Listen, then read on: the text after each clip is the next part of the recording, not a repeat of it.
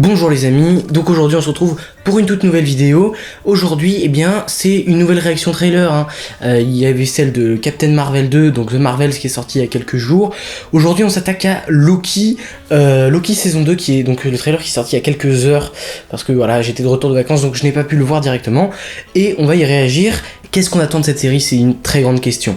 Moi personnellement c'est une série sur laquelle je base énormément d'attentes. Parce que avec la déception Secret Invasion, c'est une série sur laquelle je base énormément d'espoir, mais c'est également une suite d'une série qui était plutôt bien et qui introduisait des choses assez intéressantes dans le MCU. Donc voyons, commençons tout simplement à visionner ce petit trailer, cette petite bande-annonce qui dure 2 minutes 25.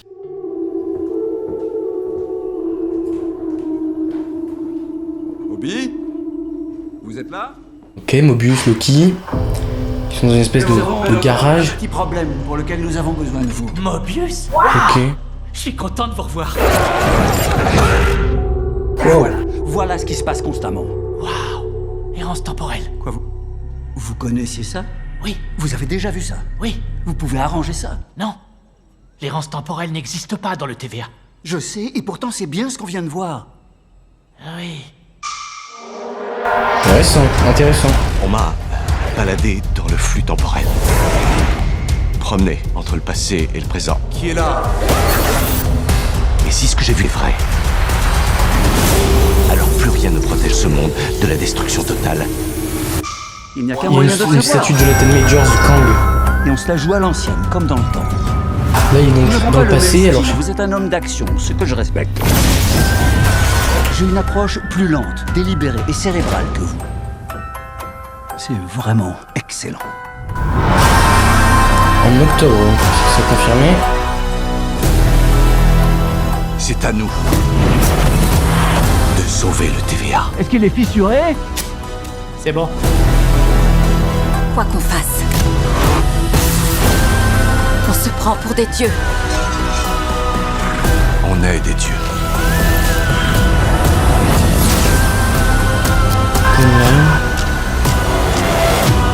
Mais comment choisit-on? Qui vit? Qui vit Qui meurt. et qui meurt. Faites le choix le plus douloureux. C'est cet homme. Vous feriez mieux de fuir. La guerre est en chemin. Vous y arriverez, vous êtes le dieu de la malice. Ça a l'air cool. Je le serai à jamais. On ne se refait pas.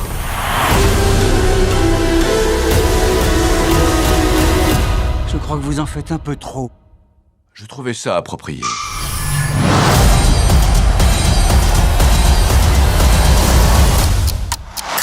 Ok, donc ce que nous venons de voir, c'est assez intéressant. Alors, on sait qu'il y aura du voyage dans le temps, enfin ça me paraît évident avec tout ce qui est au niveau de tout ce qui est timeline. On l'a vu dans le poster notamment qui a été partagé avec ce côté très machine temporelle, remontée dans le temps. Dans les époques, on voit différentes époques, on voit Kang dans le trailer, enfin Victor Timely.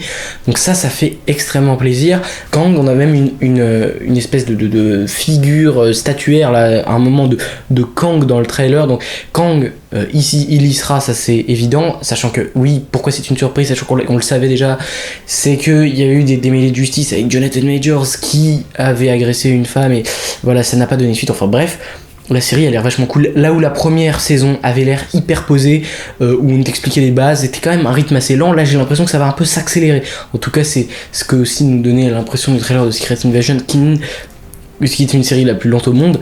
Mais pour ce qui est de Loki, j'ai plus d'espoir, parce que la saison 1 je l'avais beaucoup appréciée, elle introduisait beaucoup de choses, et là je pense qu'elle peut introduire une nouvelle fois quelque chose de très intéressant, plus basé sur le temps, là où avant c'était plus sur les variants, tout ce qui est de TVA, les règles et tout, donc une introduction là c'est approfondi et ça me chauffe beaucoup.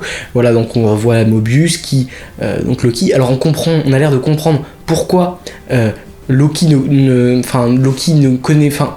ne connaît pas Loki à la fin de la saison 1, c'est parce qu'en fait il s'est trompé de période, il était à un autre moment, en tout cas il est en train de se... Voilà, on voit qu'il se défigure dans le temps, ça a l'air assez exceptionnel. ça me donne très envie, mais j'ai pas envie d'y croire mais cette série va être incroyable. Enfin, elle est déjà incroyable pour la saison 1, mais la saison 2, elle peut mettre la barre encore plus haut, et ça peut être exceptionnel. Voilà, j'ai hâte, j'ai très hâte. Je vais pas faire une review encore plus longue que ça, mais voilà, cette série vient de me donner hyper envie. Je pense que je vais mater le trailer 50 000 fois et je vous ferai peut-être des théories ou des trucs comme ça, mais là voilà, c'est une réaction à chaud. Je trouve ça hyper cool, bien rythmé avec ces petites aiguilles qu'on entend là qui nous font vraiment penser à du temps, voyage dans le temps, coincé dans le temps. Il a l'air d'être un peu éparpillé dans le temps. Il y avait donc voilà, ça va être assez sympathique. À mon avis, ça va être un truc qui va mettre la barre plus haut que la saison 1, mais je sais pas si ça va être mieux que la saison 1. Mettre la barre plus haut en termes d'action, en termes de compréhension des lois multiverselles, des lois temporelles et tout. Bref, ça me donne très envie. Cette série, c'est que je considère comme top 2, top 3 des meilleures séries du MCU actuellement, avec WandaVision, même je dirais top 2 du coup.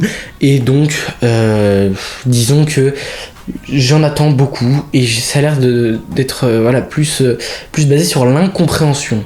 Ce qui était un peu le cas dans la saison 1, mais c'était plus une espèce de course-poursuite dans la saison 1 entre Loki et son double Sylvie, et puis après chercher qui est à l'origine de la TVA. Maintenant qu'on le sait, qu'est-ce qui se passe suite à la mort de ce dernier? Est-ce qu'il y a eu un renouvellement des trucs ce qui est intéressant, c'est qu'il parle à un moment de c'est dur de décider qui vit, qui meurt. Alors c'est quoi? C'est eux qui décident de quelle réalité meurt à la place de celui qui demeure, qui est mort à la fin de la saison. C'est ce que je propose comme théorie, et ça m'a l'air assez intéressant.